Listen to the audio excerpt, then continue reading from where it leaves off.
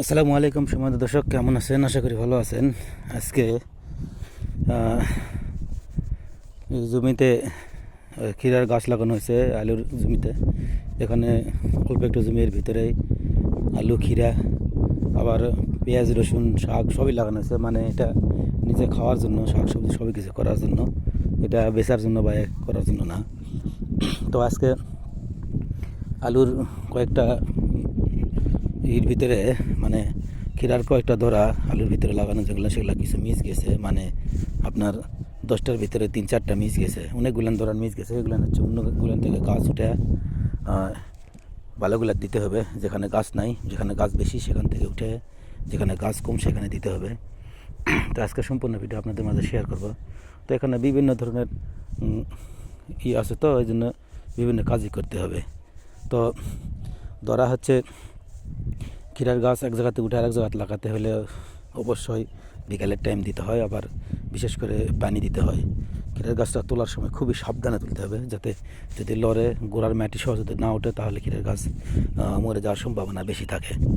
তো এই কারণে বালতি ভরে পানি নিয়ে এসে ওই ক্ষীরার গাছটা সুন্দরভাবে মাটি সহ উঠে আর এক জায়গায় নিয়ে ওয়ার পরে বেশি করে পানি ঢেলে দিতে হবে, যাতে ক্ষীরার গাছটা না মারা যায়।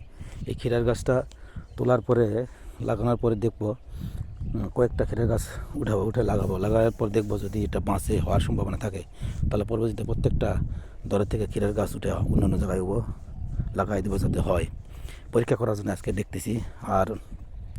আর একটা জিনিস হচ্ছে, বিশেষ করে যেগুলো আলুর ভিয়ের মধ্যে বা রসুনের ভিতরে, এগুলোর মধ্যে দরা বেশি মিস গিয়েছে। তার কারণ এগুলাতে আলুর জমি খুব চাপ। রসুনের ভিতর তো ক্ষীরার গাছে উঠে নাই। মানে আমার চিন্তা ভাবনা যে আলু উঠে দিয়ে, রসুন পেঁচলা উঠে দিয়ে ক্ষীরা থেকে যাবে, এই হচ্ছে চিন্তা ভাবনা।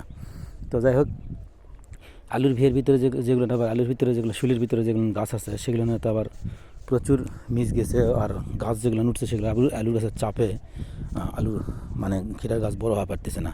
প্রতিদিন আমি সরাই দিই, গাছ ফাঁক করে দিই, আবার রাত্রে গাছ হয়ে যায়, ক্ষীরার গাছকে ঢেকে নেয়।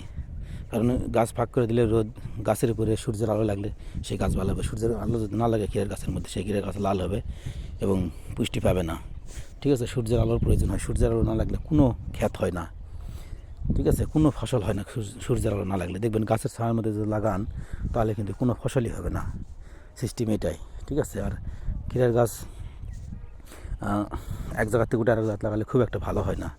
তবে যদি ছোটোতে লাগান যায় তাহলে হওয়ার সম্ভাবনা থাকে। তো এই হচ্ছে অবস্থা। তো ভুল হয়ে গেছে, এখানে আলু লাগে, পানির সেচের কোনো ব্যবস্থা নেই, খুবই সমস্যা পানির এখানে। তো কী করব এখন? এটা হচ্ছে ভিটা মাটি, বালু মাটি, খুবই সুন্দর বালু মাটি। এই মাটিতে যা লাগাবে তা হবে। ফেলাইতে লাভ নেই। আমি 5 বছর বাইরে ছিলাম, 5টা বছরই এই জমিটা হচ্ছে পড়েছিল, ফসল ছিল না। তো এখন আসছি কয়দিন আছে, সে কয়দিন লাগাই আবার থেকে চলে যাব। ঠিক আছে। তো পাশের জমিতে আলু নেই, আমার ভাইয়ের শসা লাগাইছে। তো এবার আমি কি করব? আমার বসে থাকা, আবার অন্যান্য জমি আবাদ করার সময় নাই। তো এটা করতেছি। ঠিক আছে। আবার পানি দেওয়া, লাগায় আবার পানি দিতে হবে। পানি আবার নিতে, আবার এখান থেকে ধরেন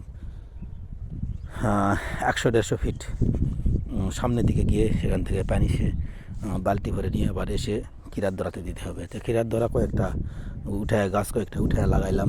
লাগাই দিয়ে এরপর সেখানে দূর থেকে পানি এনে দিলাম।